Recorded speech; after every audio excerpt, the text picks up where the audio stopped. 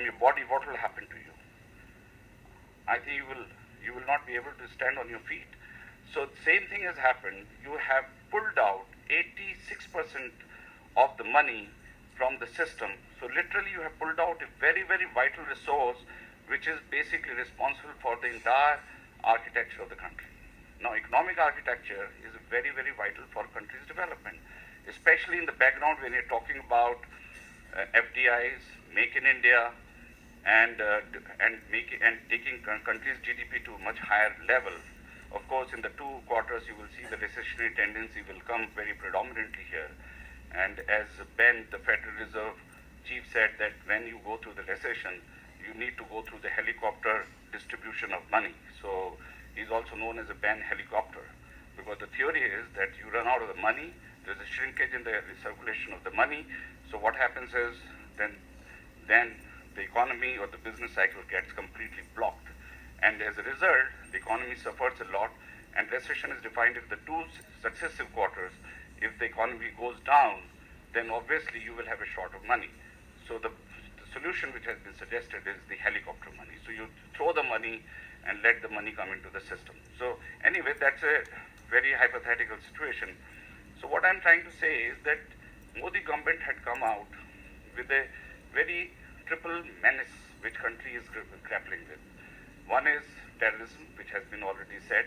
Of course, like for example, Mumbai blast, which happened, or that the July one, the cost of operation by the terrorist was 25 lakhs only. So it's a very minuscule sum. They bombarded Taj, they bombarded Oberoi, they killed many people. The cost implication of that bombardment was 120 crores, which government suffered a loss. So with the 25 lakhs rupees, as Mr. Jyoti was pointing out, the terrorism does not need money. As a matter of fact, they need a passion. They need jihadi fervor to take on the mission. So maybe soon, maybe there is a lull before the storm. So I don't think that it will serve a great purpose what has been thought about it, unless government is taking a resort to a very, very, you want to say something? Sorry, okay. So there is a, then what is the second one is this counterfeit. Now counterfeit, for example, is also a very questionable issue.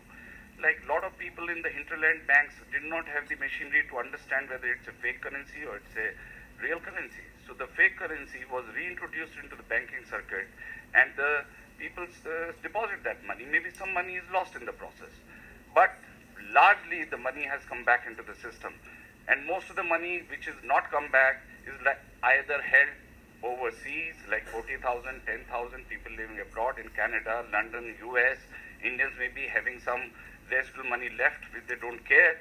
So that could be about 50,000 crores or 50 crores or something like that. So there is very minuscule difference which has been made as a result of a demonetization.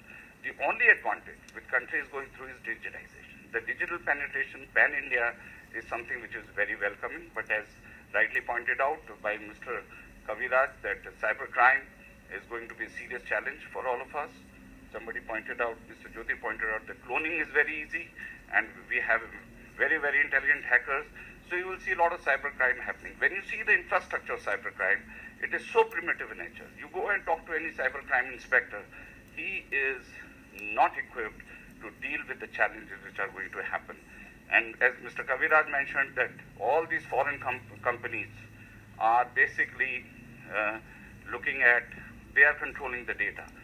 I think you pointed out that. So the data is controlled by the overseas people.